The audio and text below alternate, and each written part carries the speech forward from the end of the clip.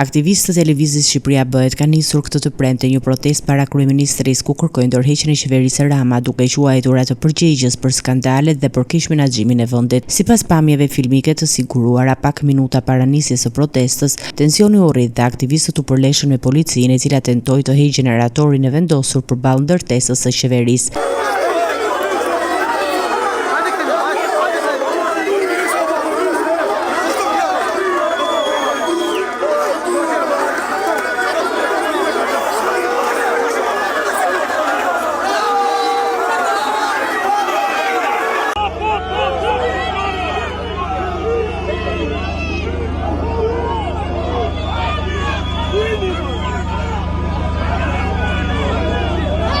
Me thirrjet Edi Rama u Hajdut, protestuesit denoncuan qeverinë dhe kërkuan largimin e menjëhershëm të kryeministrit. Kreu i lëvizjes Adriatik Lapaj, që prej disa ditësh ka qëndruar para kryeministrisë, tha se Shqipëria ndodhet përballë një përplasje mes së mirës dhe të keqes dhe bëri thirrje për bashkim të brezit të ri dhe të gjithë qytetarëve në çdo cep të vendit për rrëzimin e qeverisë. Lapaj bëri thirrje edhe fermerëve dhe familjarëve të sëmurëve me kancer që të dalin në protestë, duke theksuar se vendimi i tij është pakthim pas. Ai deklaroi se nuk trembet nga penale apo arrestimet dhe se lëvizja do të vazhdojë për mobilizim të qytetarëve derisa të arrihet qëllimi i largimit të kryeministrit.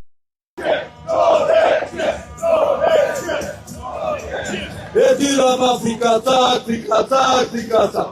Edi Rama Afrika tak, Afrika tak, Afrika tak. Edi Rama Afrika tak, Afrika tak, Afrika tak. Edi Rama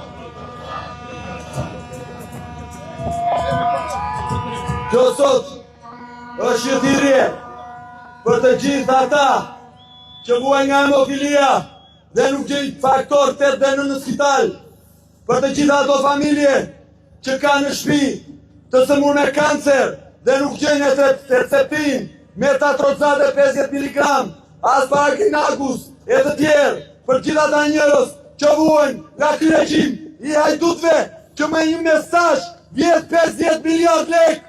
Policia e vendit ka monitoruar situatën dhe ka ndërhyrë për të parandaluar eskalimin e dhunës, por aktivistët kanë insistuar të qëndrojnë në shesh, duke paralajmëruar se protesta nuk do të ndalet derisa të arrihet largimi i qeverisë së Rama.